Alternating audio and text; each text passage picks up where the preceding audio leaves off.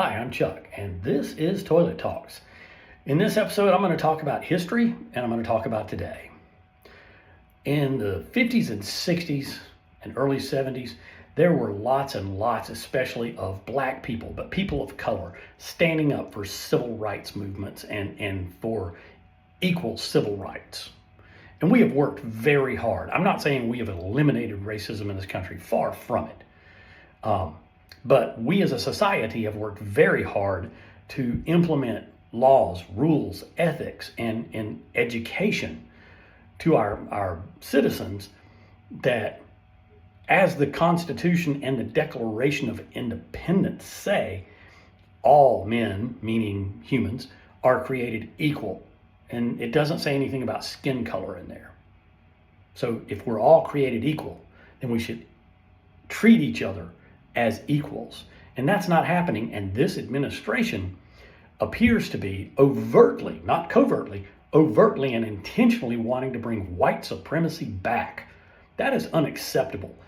They're unwinding 60 years, 70 years of incredibly hard-earned effort and accomplishments in our society to eliminate racial bias. And again, I'm not saying that racial bias doesn't exist anymore, but we've done a really good job of suppressing it and educating people and making things more equal for people of color. It's not fully equal yet. It's still institutionalized. It's still generational. But at the end of the day, this administration basically is saying, if you don't look like me, then you are lesser, and we're going to treat you as such. That is completely unacceptable. There is no call for that, especially today. We as humans, we realize that we have a choice. Other animals, they have racism as well. Black squirrels chase gray squirrels out of their territory, vice versa. But we have the intelligence, supposedly, that we can recognize that we have a choice and we make a choice. And we should be making an ethical choice. But apparently this administration wants us to do something different. If you are white, it is time for you to stand up and say, this is unacceptable.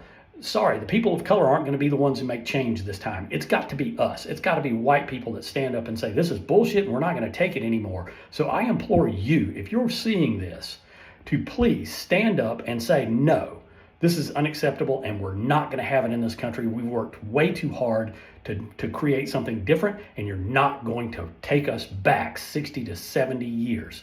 That is not going to happen, period.